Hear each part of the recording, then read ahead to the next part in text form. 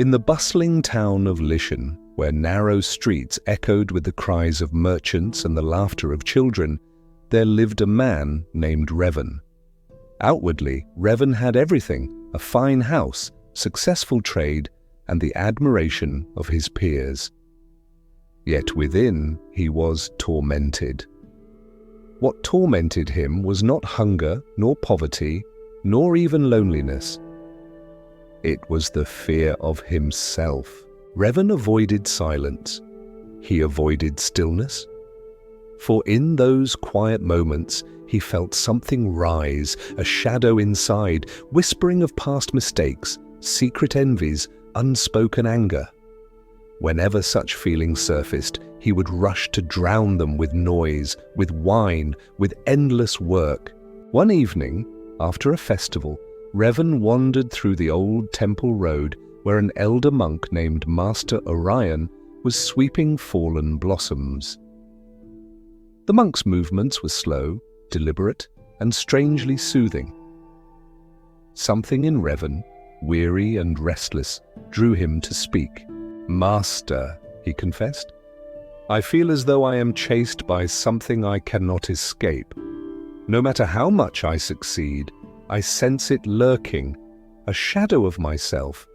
I fear if I look too closely, it will destroy me."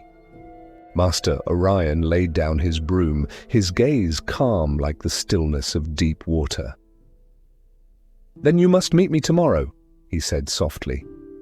"At noon, on the hill beyond the river." Revan frowned. Noon? Why noon? But the monk offered no explanation. The next day, as the sun reached its highest point, Revan climbed the grassy hill.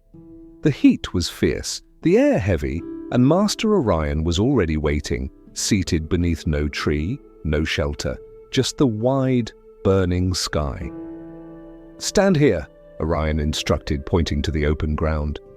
Revan obeyed. The monk asked him, "Where is your shadow?" Revan looked down and froze. There was none. The sun above was directly overhead, and his shadow had vanished beneath his feet. "Strange, isn't it?" Orion murmured. "When the sun is high, the shadow disappears. Yet when the sun moves, it returns, stretching longer and longer. Tell me, Revan, is your shadow gone or only hidden?" Revan blinked, unsettled. "It is there, I suppose, but unseen." Orion nodded. "And so it is with the darkness in your heart. You fear your shadow, you run from it, you drown it in noise. But you cannot erase it, only hide it. And the more you avoid it, the longer it grows when life tilts toward evening." The monk's words pierced like arrows. Revan lowered his head. "Then what am I to do? If I cannot escape my shadow, must I live forever haunted?" Orion's eyes lifted to the blazing sun. "No, you must do as the sun does at noon. You must shine so fully, so honestly that the shadow withdraws beneath your feet, not by denial, not by fear, but by facing it and standing in your own light." He reached into the dust and drew 2 circles, one dark, one bright. "The shadow is not your enemy, Revan. It is proof that you carry light. Without the sun, there would be no shadow. Without your inner strength, there would be nothing to fear. To face the shadow is to embrace the light that casts it." Revan stood silently, trembling. He realized then that all his life he had mistaken his shadow for a curse, when in truth it was a teacher. It was calling him not to run, but to return, to confront, to heal, to grow brighter. At that moment, as if the world itself conspired with the teaching, a cloud drifted across the sky. The sun dimmed, and Revan's shadow stretched suddenly before him, long and dark. His chest tightened, yet instead of turning away, he stared directly at it.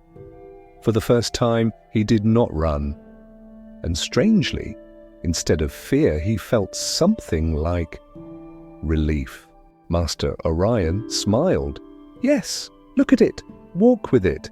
And remember, when you stand tall in truth, even the longest shadow cannot harm you. It can only remind you where the light is.